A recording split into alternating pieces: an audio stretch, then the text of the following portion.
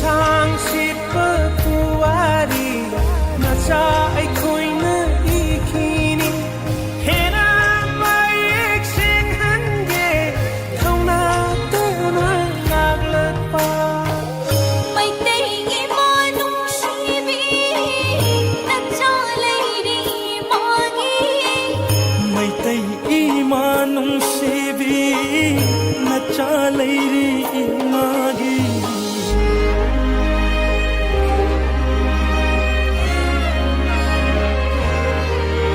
이만아 마이케이 잉리도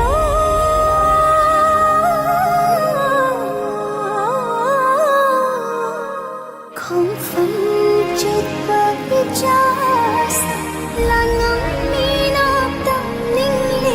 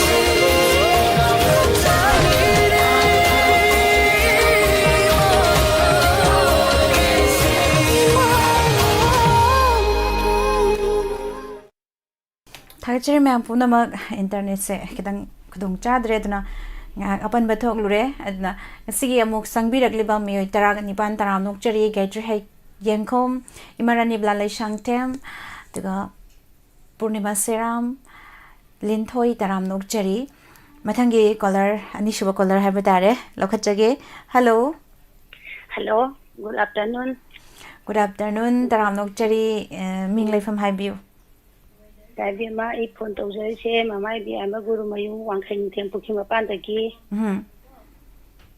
ꯑꯩꯅ ꯇꯥꯖꯅꯤꯡꯉꯤꯕ ꯏꯁꯩꯁꯤ ꯃꯣꯃꯣꯃꯤꯅꯣ ꯍꯥꯏꯔꯤꯕ ꯐꯤꯂꯝꯗꯨꯗꯒꯤ ꯄꯨꯁꯄꯔꯥꯅꯤꯅ ꯁꯛꯄ ꯍꯥꯏꯐꯝ ꯇꯧꯐꯝ ꯈꯪꯗꯦ ꯑꯩꯁꯦ ꯍꯥꯏꯅ ꯁꯛꯄ ꯏꯁꯩꯗꯣ ꯇꯥꯖꯒꯦ ꯌꯥꯝ ꯐꯖꯕ ꯏꯁꯩ ꯑꯃ ꯈꯟꯕꯤꯔꯛꯏ ꯃꯇꯦꯛ ꯑꯃꯁꯨ ꯉꯪꯊꯣꯛꯄꯤꯔꯝꯃꯦ ꯍꯥꯏꯗ꯭ꯔꯤꯉꯩꯗꯀꯣ ꯊꯥꯒꯠꯆꯔꯤ ꯑꯗꯣ ꯏꯁꯩꯁꯦ ꯀꯅꯥ ꯀꯅꯥ ꯇꯥꯃꯤꯟꯅꯒꯗꯣꯏꯅꯣ ꯍꯥꯏꯕꯤꯌꯨ ꯇꯥꯕꯤꯅꯤꯡꯕꯁꯦ ꯑꯍꯥꯟꯕꯗ ꯏꯆꯥ ꯍꯥꯞꯆꯒꯦ ꯑꯗꯨꯒ ꯂꯥꯏꯐ ꯆꯥꯠꯇ ꯂꯩꯕꯤꯔꯤꯕ ꯑꯗꯨꯒ ꯆꯦꯅꯦꯜ ꯑꯁꯤꯕꯨ ꯇꯥꯕꯤꯔꯤꯕ ꯌꯦꯡꯕꯤꯔꯤꯕ ꯑꯩꯈꯣꯏ ꯃꯌꯥꯝ ꯄꯨꯝꯅꯃꯛꯀ ꯇꯥꯃꯤꯟꯅꯖꯔꯒꯦ ꯊꯥꯒꯠꯆꯔꯤ ꯏꯃꯥ ꯑꯗꯨꯒꯅꯦ ꯍꯣꯔꯦꯟ ꯂꯣꯏꯁꯜꯂꯛꯄꯗꯅꯦ ꯀꯠꯂꯒꯦ ꯇꯔꯄꯟꯗꯨ ꯈꯛꯇ ꯁꯛꯄꯤꯔꯝꯃꯨꯀꯣ ꯇꯥꯔꯤꯒꯩ ꯄꯦꯟꯕ ꯅꯥꯏꯗꯦ ꯏꯆꯥꯅ ꯁꯛꯄꯗꯣ ꯀꯠꯂꯒꯦ ꯇꯔꯄꯟꯁꯦ ꯏꯁꯩꯁꯦ ꯑꯗꯨꯝ ꯁꯛꯄꯤꯌꯣꯗꯤ ꯍꯥꯏꯕꯤ ꯑꯗꯣ ꯁꯛꯃꯜꯂꯁꯨ ꯃꯤꯅ ꯇꯥꯅꯤꯡꯗꯦꯅ ꯍꯥꯏꯔꯛꯀꯗ꯭ꯔꯥꯅ ꯄꯥꯈꯠꯄꯁꯨ ꯐꯥꯎꯋꯦ ꯇꯥꯅꯤꯡꯗꯕ ꯃꯤꯗꯨꯅꯅꯦ ꯇꯥꯖꯔꯣꯏꯒꯦ ꯇꯥꯅꯤꯡꯕ ꯑꯩꯈꯣꯏꯅ ꯑꯗꯨꯝ ꯇꯥꯖꯒꯦ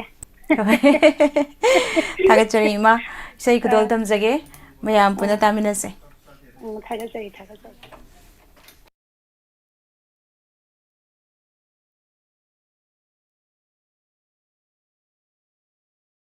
하이팡 팡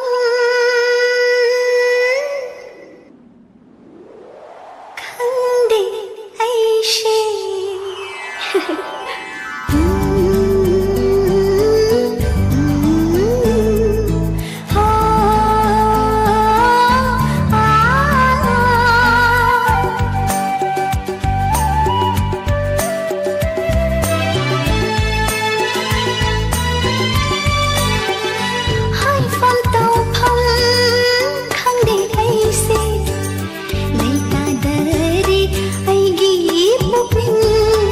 Sure.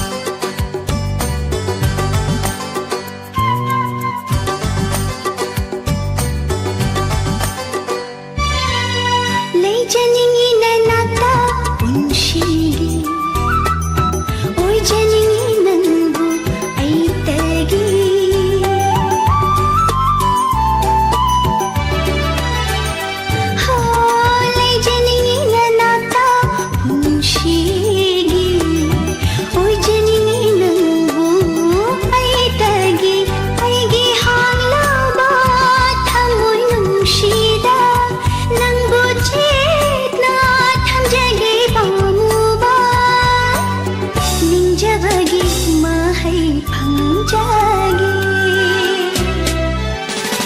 ꯍꯥꯏꯐꯝ ꯇꯧꯐꯝ ꯈꯪꯗꯦ ꯑꯩꯁꯦ ꯂꯩꯇꯥꯗꯔꯦ ꯑꯩꯒꯤ ꯄꯨꯛꯅꯤꯡꯁꯨ ꯑꯩꯒꯤ ꯋꯥꯈꯜ ꯏꯉꯥꯎ ꯉꯥꯎꯔꯦ ꯑꯩꯒꯤ ꯋꯥꯈꯜ ꯏꯉꯥꯎ ꯉꯥꯎꯔꯦ ꯅꯪꯒꯤ ꯆꯝꯂꯕꯅ ꯇꯧꯗꯨꯅ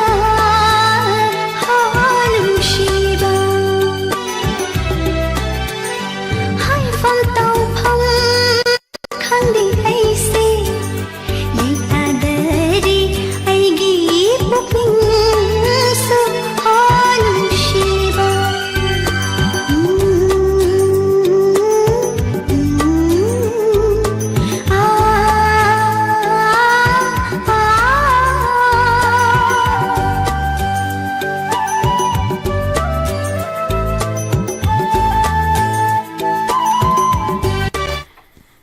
Thagachari mayam pumnamak asigi live streaming da leibiriba netse mukta lure aduga mioi kunthraga taruk changbirak pahaningai leitana thagatba phongdoksari ima ibema gurumayum isana sakpa kalage tarapangi saido yam phajai adum tariba makai pen bahanjin hanjin adum tajaningi ben banaite adugini haibire thagachari gaichi hairom du sarungbam inaubi Taram Nokcharil Ichalang Lenton Asem Juli Shah Kiran Hijam Ma Ibem Hal Nene Helen Moirang Kuno Aduga Rita Tokcho Lord of War Good afternoon Kamai Tawirino no Mono Pasaval some Lishibu Haibiri Kang Dejo Mayam no Shibagini Pazaris no she dreaded Pazaras Adam Tibani Ado I Pazay Habidi Hazar Aduga Lystrom Rosni Taram Nokchari Gayatri Angkom Punsi Ngakla Punsi Tawdu Shedu Sakpiro Haibiri Thagachari Niroda Loidongbam Kurumjari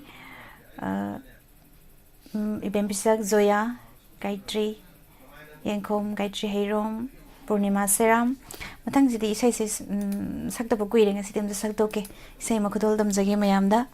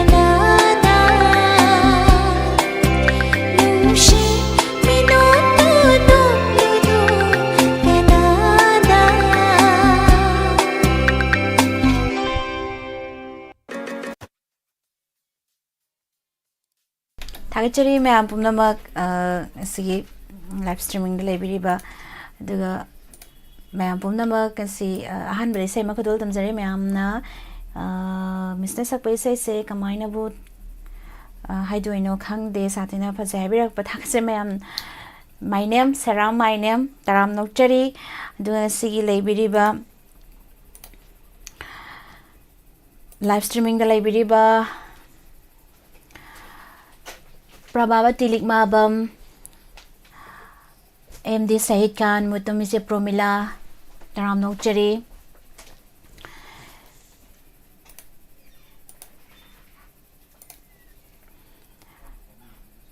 Duga Binarani Haigrujam Taram Nokchari Julisa Imaibe Ema Pumnamak Pusu Taramna Okchari Kurumjari Duga Ajitsurai Sam Han Kai Dikang Ding a city Wawa Ibirapa Tagachari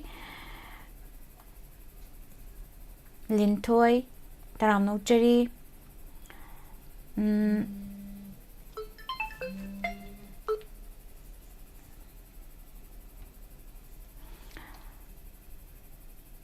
Laishram Rosni Taram Nokchari Tagachari Mayam Pumnamagna Tagat Pirakpa Ama Kanbiri Yamsanu Siabira Tagachari Mayam Pumnamanga Si Live the Library Ba Mio Hum Fugamari Tagat Fundoksari the Jesomara Samurai Latbam Net Tana Badawari I say Targa Waba Fari Habire Tagachari I should net say net say Kangding a city am nungaiti.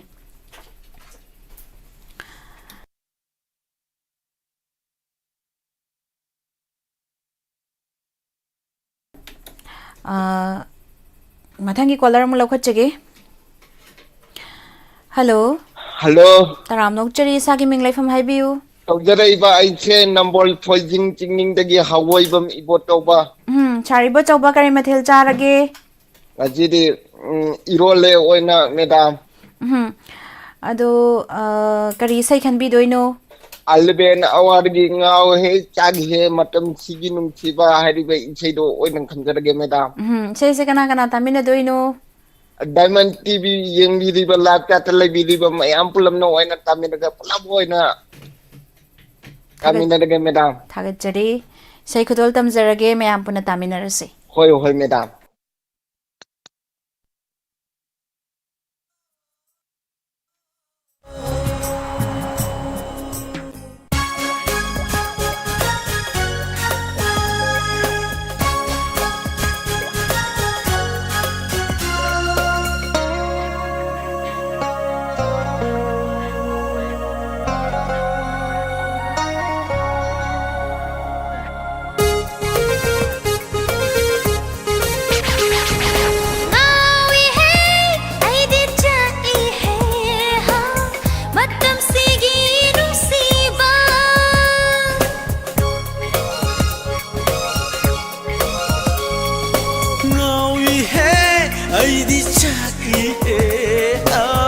Matam sige nung siba Musikalgi matam ki pakhang lay sa toy na fajare Bang takso tak yeng bada ID yam na nung siye Uru khuding na khoi se loi na nung sire Kari mahai pai bano khangde ai khoi ngau halle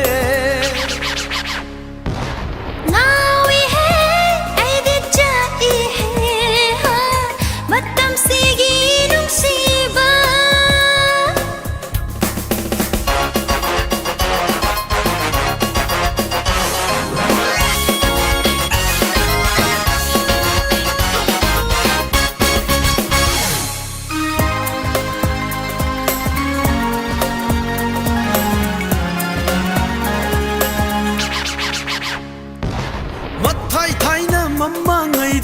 Si maribu lairaba mahai masing tauduna apambata launaramni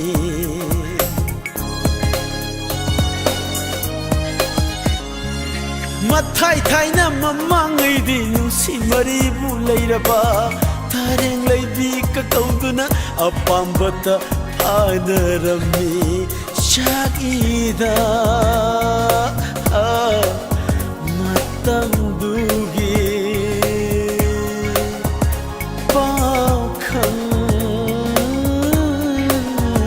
ꯑꯣꯏꯍꯧꯗꯕ ꯉꯥꯎꯏꯍꯦ ꯑꯩꯗꯤ ꯆꯥꯛꯏꯍꯦ ꯃꯇꯝꯗꯨꯒꯤ ꯅꯨꯡꯁꯤꯕ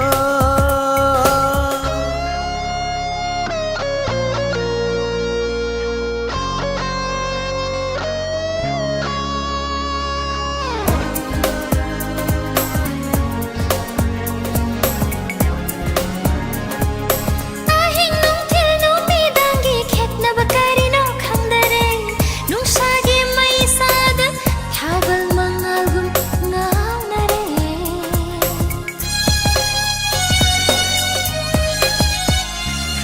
ꯑꯍꯤꯡ ꯅꯨꯡꯊꯤꯜ ꯅꯨꯃꯤꯗꯥꯡꯒꯤ ꯈꯦꯠꯅꯕ ꯀꯔꯤꯅꯣ ꯈꯪꯗꯔꯦ ꯅꯨꯡꯁꯥꯒꯤ ꯃꯩꯁꯥꯗ ꯃꯣꯟꯗ꯭ꯔꯪꯗ ꯎꯪꯗꯨꯅ ꯂꯩꯅꯔꯦ ꯄꯨꯜꯂꯒꯦ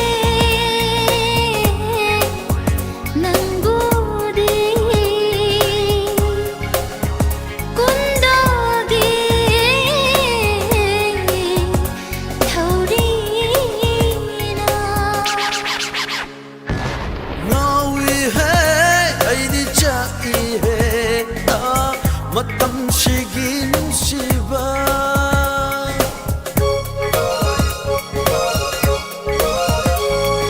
ꯉꯥꯎꯏꯍꯦ ꯑꯩꯗꯤ ꯆꯥꯛꯏꯍꯦ ꯃꯇꯝꯁꯤꯒꯤ ꯅꯨꯡꯁꯤꯕ ꯍꯧꯖꯤꯛꯀꯥꯟꯒꯤ ꯃꯇꯝꯒꯤ ꯄꯥꯈꯪ ꯂꯩꯁꯥ ꯂꯣꯏꯅ ꯐꯖꯔꯦ ꯄꯪꯇꯛ ꯁꯨꯇꯛ ꯌꯦꯡꯕꯗ ꯑꯩꯗꯤ ꯌꯥꯝꯅ ꯅꯨꯡꯁꯤꯌꯦ ꯎꯔꯨ ꯎꯔꯨ ꯈꯨꯗꯤꯡ ꯃꯈꯣꯏꯁꯦ ꯂꯣꯏꯅ ꯅꯨꯡꯁꯤꯌꯦ ꯀꯔꯤ ꯃꯍꯩ ꯄꯥꯏꯕꯅꯣ ꯈꯪꯗꯦ ꯑꯩꯈꯣꯏꯁꯦ ꯉꯥꯎꯍꯜꯂꯦ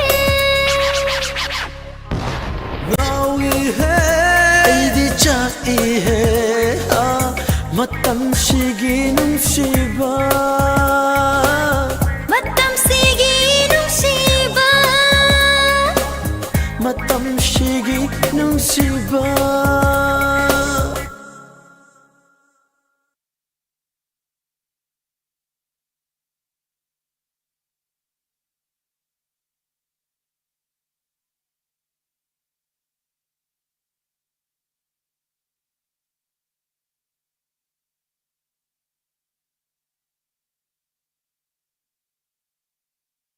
ꯊꯥꯒꯠꯆꯔꯤ ꯃꯌꯥꯝ ꯄꯨꯝꯅꯃꯛ ꯂꯥꯏꯚ ꯁ꯭ꯇ꯭ꯔꯤꯃꯤꯡꯗ ꯂꯩꯕꯤꯔꯤꯕ ꯄꯨꯝꯅꯃꯛ ꯐꯖ ꯐꯖꯔꯕ ꯏꯁꯩ ꯈꯟꯕꯤꯔꯛꯄ ꯍꯥꯏꯅꯤꯡꯉꯥꯏ ꯂꯩꯇꯅ ꯊꯥꯒꯠꯄ ꯐꯣꯡꯗꯣꯛꯆꯔꯤ ꯏꯁꯩ ꯃꯕꯦꯝ ꯀꯛꯆꯤꯡ 이씨,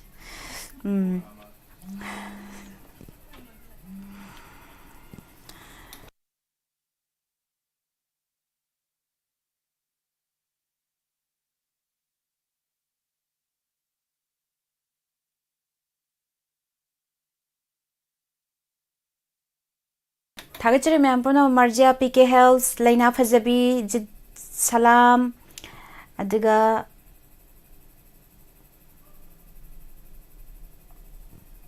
Nasi na una chang birak liba pum namak taram na uchari.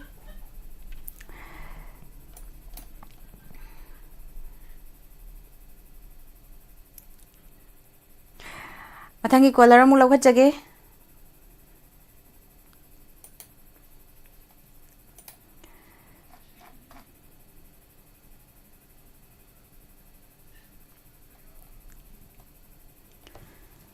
Hello. Hello.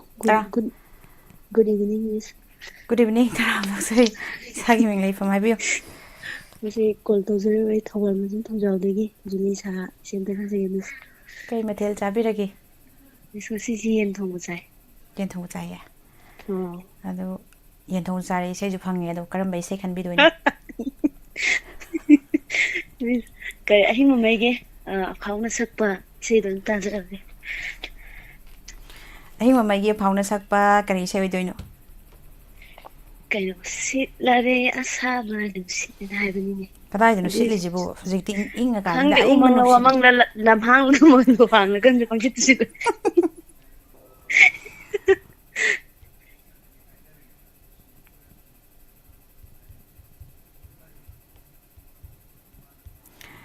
ꯏꯁꯩꯁꯤ ꯀꯅꯥ ꯀꯅꯥ ꯇꯥꯃꯤꯟꯅꯗꯣꯏꯅꯣ? ꯂꯥꯏ ꯆꯠꯇ ꯂꯩꯕ ꯃꯤꯡ ꯈꯤꯇꯪ ꯍꯥꯞꯆꯔꯛꯀꯦ ꯆꯦ ꯂꯩꯅꯥ ꯐꯖꯕꯤ ꯔꯤꯅꯥ ꯊꯥꯡꯖꯝ ꯏꯕꯦꯝ ꯄꯤꯁꯛ ꯗꯦꯕꯤ ꯑꯝꯕꯤꯀꯥ ꯃꯔꯖꯤꯌꯥ ꯁꯍꯦꯗ ꯖꯤꯠ ꯁꯂꯥꯝ ꯆꯦ ꯃꯨꯇꯨꯝ ꯄ꯭ꯔꯣꯃꯤꯂꯥ ꯃꯔꯖꯤꯌꯥ ꯁꯌꯤꯗ ꯈꯥꯟ ꯁꯤꯅ ꯂꯣꯏꯖꯔꯒꯦ ꯃꯤꯁ. ꯊꯥꯒꯠꯆꯔꯤ. ꯏꯁꯩ ꯈꯨꯗꯣꯜ ꯇꯝꯖꯒꯦ. ꯊꯦꯡꯀ꯭ꯌꯨ ꯃꯤꯁ. ꯃꯌꯥꯝ ꯄꯨꯟꯅ ꯇꯥꯃꯤꯟꯅꯁꯤ.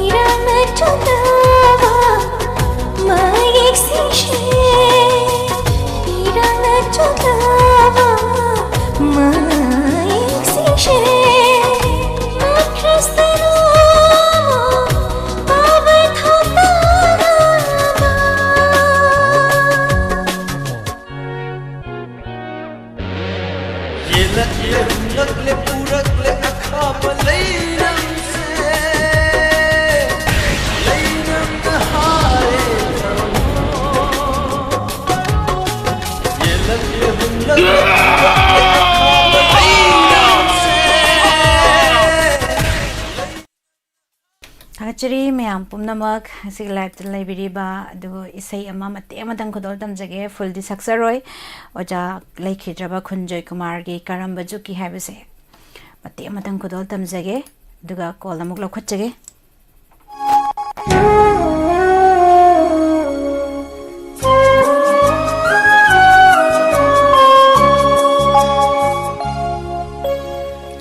karamba juki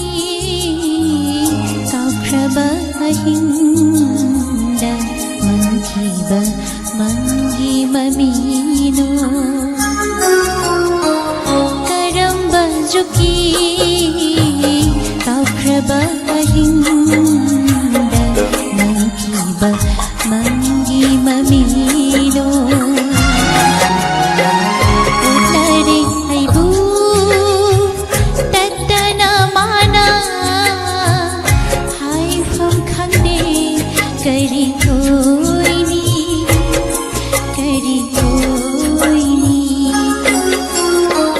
karamba juki kaukraba hinda manghiba mangi mamino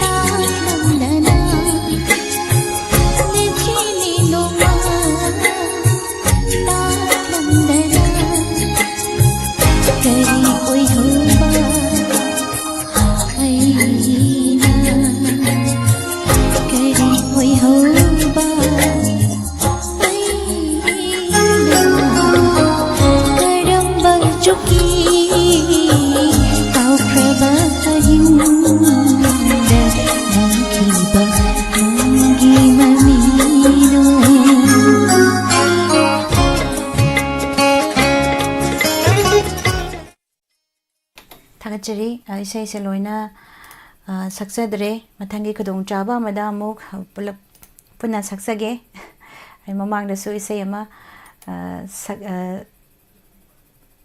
sakin hai khibani ay gimilu pirang sina tawda ibung do bakhraisam no madi miss nimla stage performance pirak ka daw mali adum matik maya adum bi bazani ibung powder ki hai tare ne dirari bam thakachari topendro nomaitem thakat pirakpa md said khan ambika tamha devi gentle mangang taramok chari leina fajabi se somula samrilat bam bizenian kom soni tombi konsam priyo jemutum promila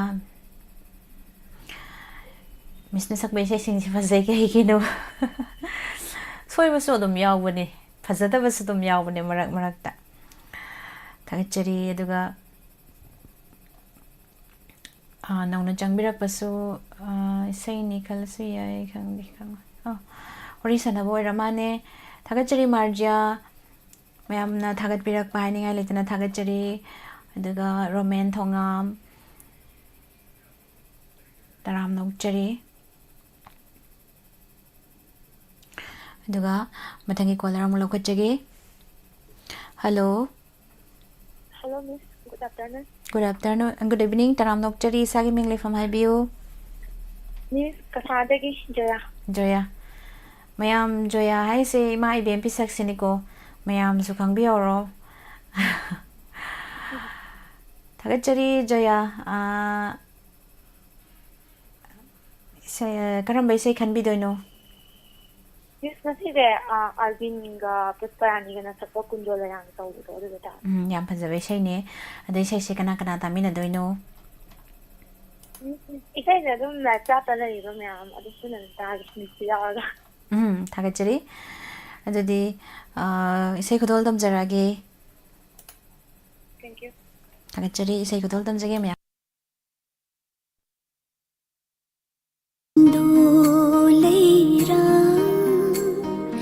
ꯅꯪꯗꯤ ꯈꯪꯂꯝꯂꯣꯏ ꯊꯃꯣꯏꯅꯨꯡꯗ ꯆꯥꯛꯄ ꯃꯩꯆꯥꯛꯁꯦ ꯃꯥꯏꯊꯣꯡꯒꯤ ꯃꯤꯅꯣꯛꯅ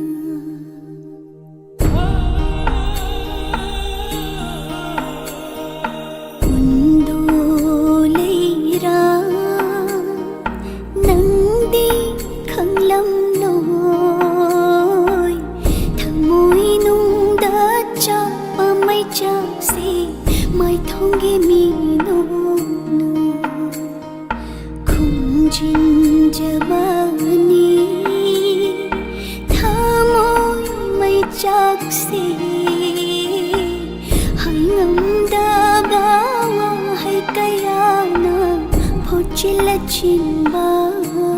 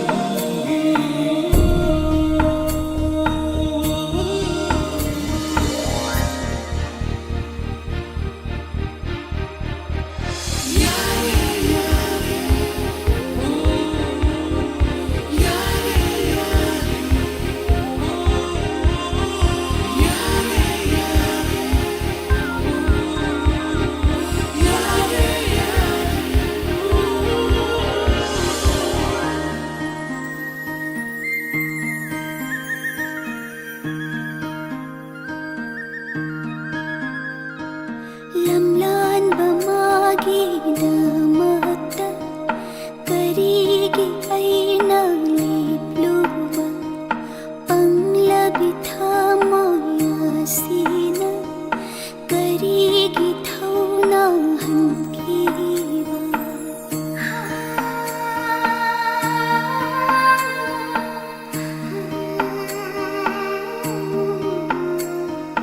ꯂꯝꯂꯥꯟꯕ ꯃꯥꯒꯤꯗꯃꯛꯇ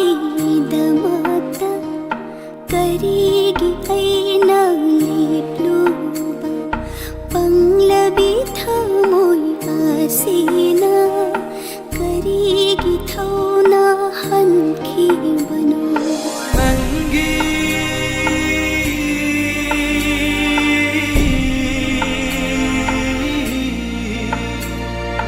ꯅꯪꯒꯤ ꯑꯣꯏꯅ ꯂꯩꯔꯕꯅꯤ ꯑꯩꯁꯦ ꯍꯣ ꯅꯪꯒꯤ ꯑꯣꯏꯅ ꯂꯩꯔꯕꯅꯤ ꯑꯩꯁꯦ ꯃꯄꯨ ꯃꯥꯅ ꯁꯤꯟꯕꯤꯕꯅꯤ ꯂꯤꯄꯨꯟꯁꯦ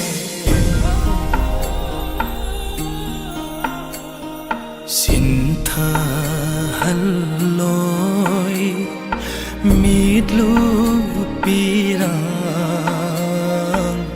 ꯀꯥꯏꯍꯟꯖꯔꯣꯏ ꯇꯥꯏꯕꯪ ꯈꯣꯡꯆꯠꯁꯦ ꯄꯨꯟꯁꯤ ꯆꯨꯞꯄꯒꯤ ꯑꯣꯏꯔꯕꯅꯤ ꯑꯩꯁꯦ ꯅꯪꯒꯤ ꯂꯦꯞꯂꯕꯅꯤ ꯑꯩꯁꯨ ꯅꯪꯒꯤ ꯑꯣꯏꯔꯕꯅꯤ ꯑꯩꯁꯦ ꯅꯪꯒꯤ ꯂꯦꯞꯂꯕꯅꯤ ꯑꯩꯁꯨ ꯅꯪꯒꯤ ꯑꯣꯏꯔꯕꯅꯤ ꯑꯩꯁꯦ ꯅꯪꯒꯤ ꯂꯦꯞꯂꯕꯅꯤ ꯑꯩꯁꯨ ꯅꯪꯒꯤ ꯑꯣꯏꯔꯕꯅꯤ ꯑꯩꯁꯦ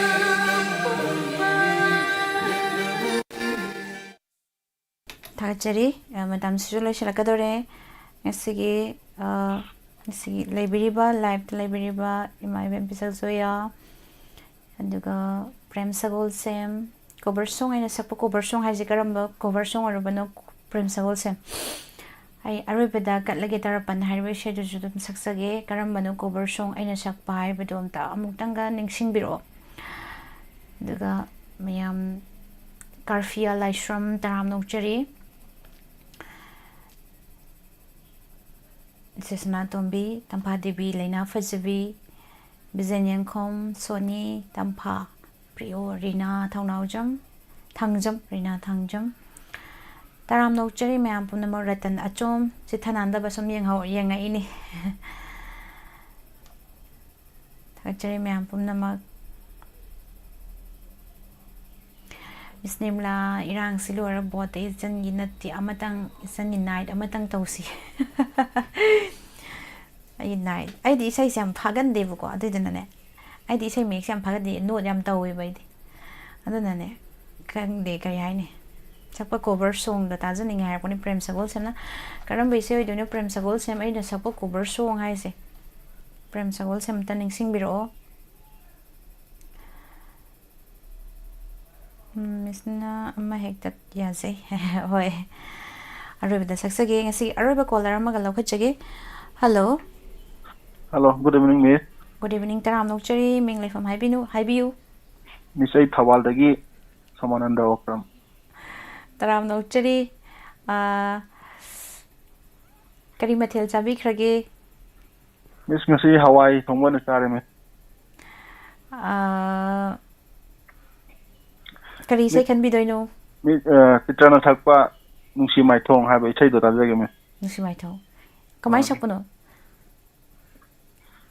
Also, say Susie can't be go. Nushi my tongue, as Hawaii Adibada, Chitrana Sakiba, Nushi my tongue. The way say the word of the wale. Oh, my Medana, Ecto. Why? Ado, say second Tamina doing no. Say, yeah, let's tell Che yung Kabam Helen, Moyan Kono de Gi.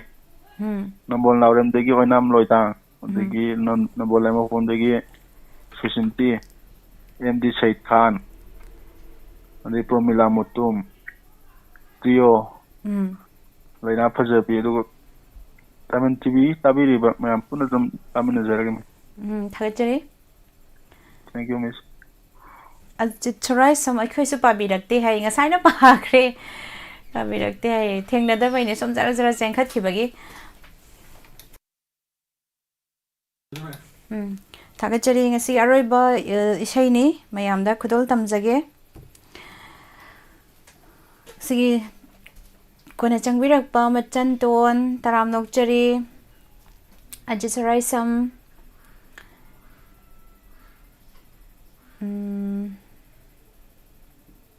My Bemal in Toko. Tagachari hanging a litana. Say good old Tamzage, may am Punataminasi.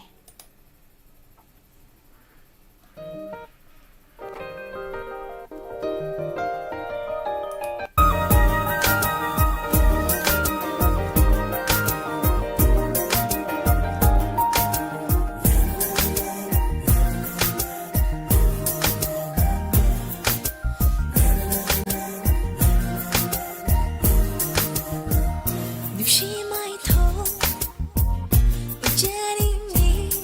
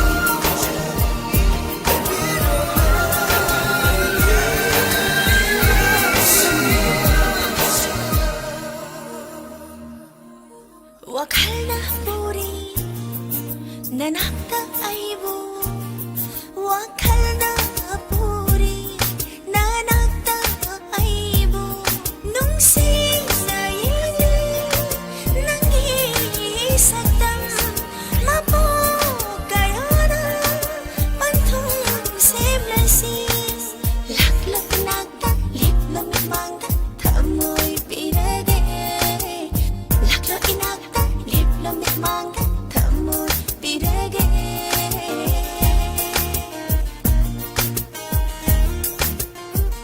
nukshi mai tho ujaringi lebirone aigi nuksida nukshi khomje tajaringi kahalone rangi nuksiwa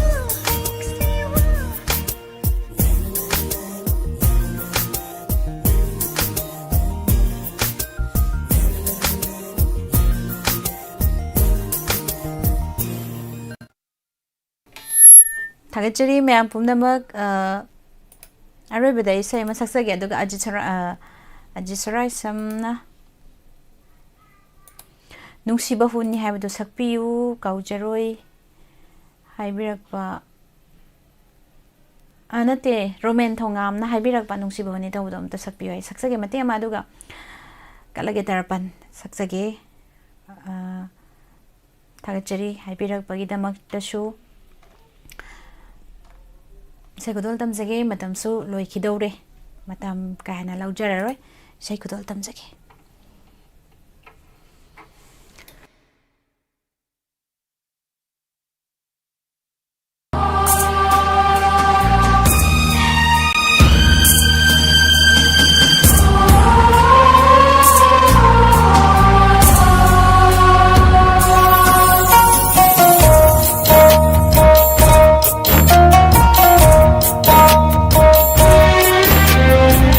kana gitara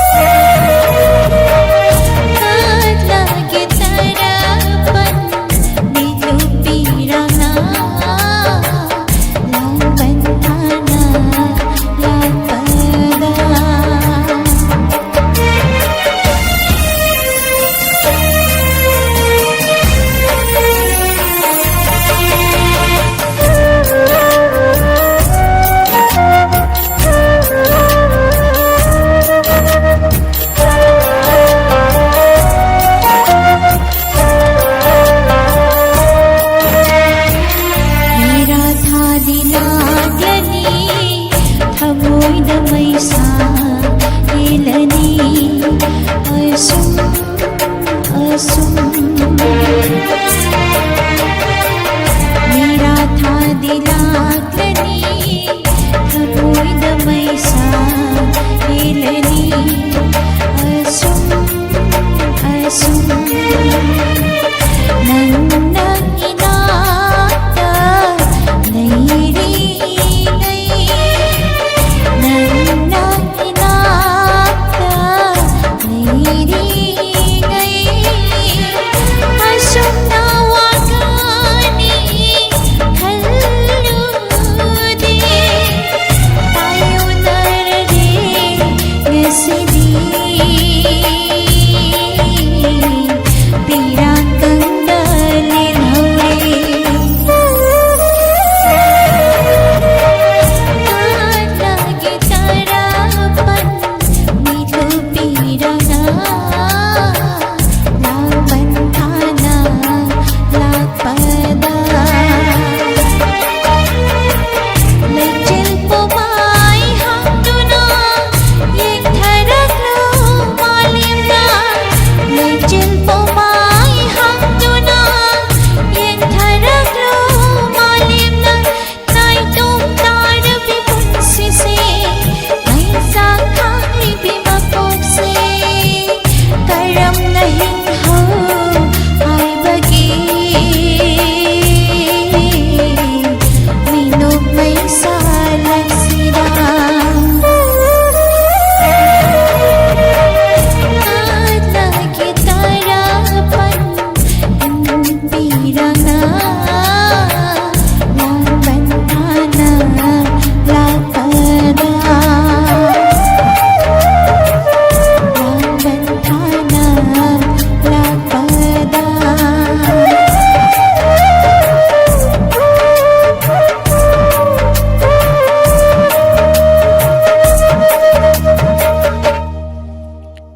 Tagachari maya pumnamak makatarakpada ise Gangarani Kolkata launa changbiraklibas sing taram nauchari yamna phaje haibirakpa imai be ma guru membus thagatbirakpa Tagachari haningai laitana aduga mathang sidi thongam mingdu kaukthokre aduna nungsibu huni sakpirani matem tang gudol tamjarange matamde helabani gudol tamjage maya buna daminase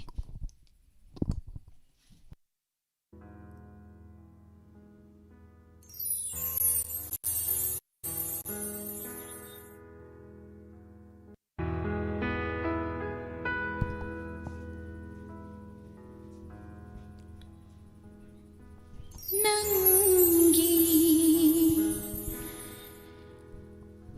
Yai phana bata Khalliba ai se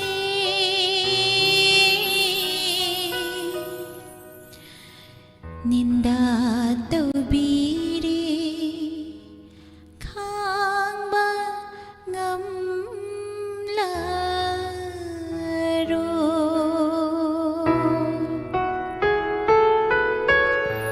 ningamda ningamda lilhoba ai se nangi lambita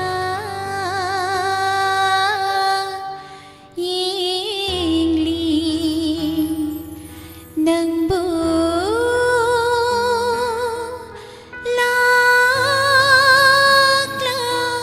laklaroy dara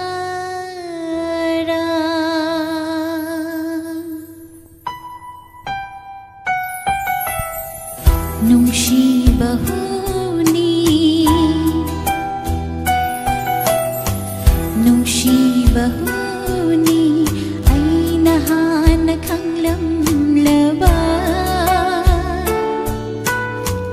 karigi asu kaidaruni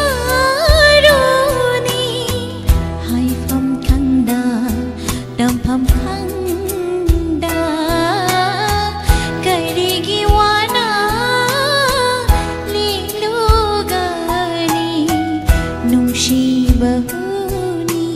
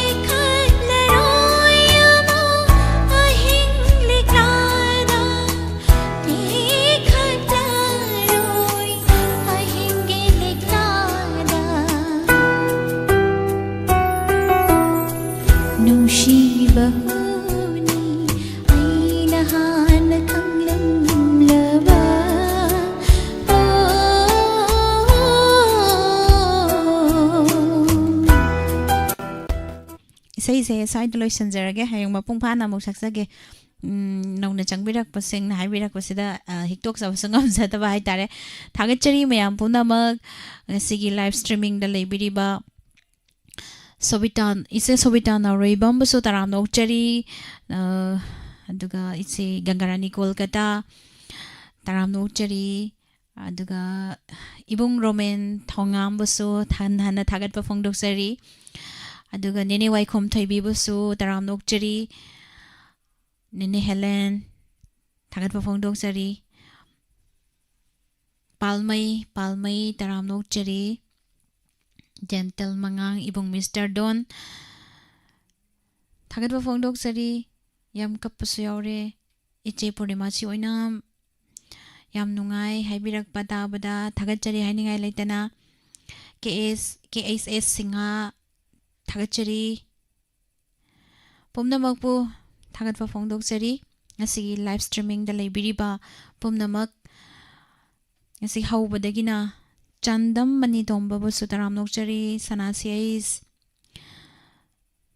ꯑꯗꯨꯒ ꯄꯨꯝꯅꯃꯛꯄꯨ ꯊꯥꯒꯠꯄ ꯐꯣꯡꯗꯣꯛꯆꯔꯤ ꯁꯨꯔꯖꯤꯠ ꯆꯤꯡ ꯍꯧꯕꯗꯒꯤꯅ ꯂꯣꯏꯕ ꯐꯥꯎꯕ ꯃꯤꯠꯌꯦꯡ ꯇꯥꯕꯤꯈꯤꯕ ꯑꯃꯗꯤ ꯊꯧꯔꯝ ꯑꯁꯤꯕꯨ ꯃꯄꯨꯡ ꯐꯥꯍꯟꯕꯤꯈꯤꯕ ꯏꯕꯨꯡ ꯍꯦꯟꯗꯤ ꯂꯥꯏꯁ꯭ꯔꯝ ꯇꯔꯥꯝꯅ ꯑꯣꯛꯆꯔꯤ ꯄꯨꯝꯅꯃꯛꯄꯨ ꯅꯤꯔꯃꯂꯥ ꯊꯥꯡꯖꯝꯅ ꯑꯃꯨꯛꯀ ꯍꯟꯅ ꯈꯨꯔꯨꯝꯖꯔꯤ